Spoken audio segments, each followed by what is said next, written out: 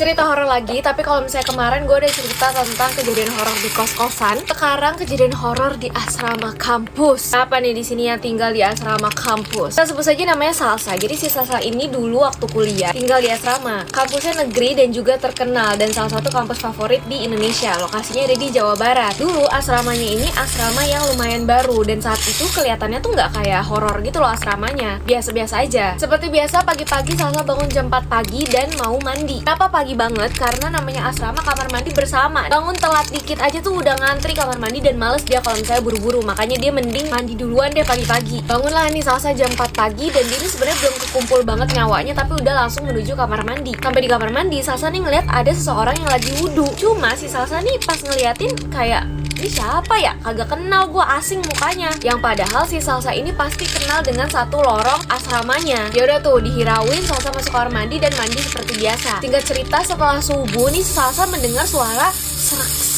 serak dari arah luar. Dan by the way kamarnya Salsa ini di lantai 4. Jadi dari kamarnya ke lantai paling bawah ini jalanan itu kan cukup jauh ya. Berarti suaranya tuh lumayan kenceng. Kepo lah nih Salsa. Akhirnya dia tengoklah ke bawah. Pas dia lihat ternyata ada sesosok cewek berambut panjang dan pakai baju putih lagi jalan. Jadi suara serak itu adalah suara rambut si cewek itu yang tersapu di aspal dan kena daun-daun kering yang ada di jalanan.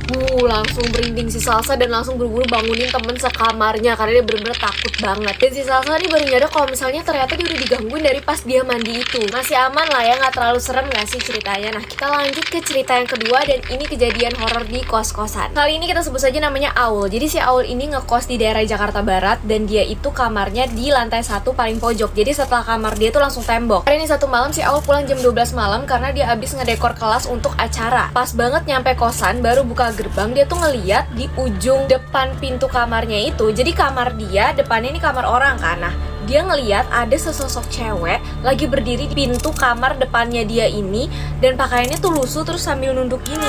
Wah di situ si Aul udah mulai merinding kan. Tapi dia nggak bisa apa-apa dong, mau cabut kemana, dia udah jam 12 malam kan. Beraniin diri lah, akhirnya dia tetap jalan ke arah kamarnya nih. Sampailah depan kamarnya dia buka pintu dan berarti posisinya tuh si Aul pas ngebuka pintu ini belakang-belakangan sama si cewek yang lagi nunduk ini di belakangnya. Karena si cewek itu bener-bener gak gerak. Buka pintu, masuk, langsung ngunci pintu lagi, lempar tas, langsung tidur. Nah posisi kamarnya Aul ini setelah pintu masuk itu langsung kasur. Nah samping kasur itu adalah jendela. Aul ini di lantai 1, jadi jendelanya ini menghadap keluar. Yang dimana kalau misalnya kita nengok ke jendela ya kelihatannya si lorong tadi itu kan. Depan kasurnya Aul ini ada lemari dan di samping lemari itu adalah kamar mandi.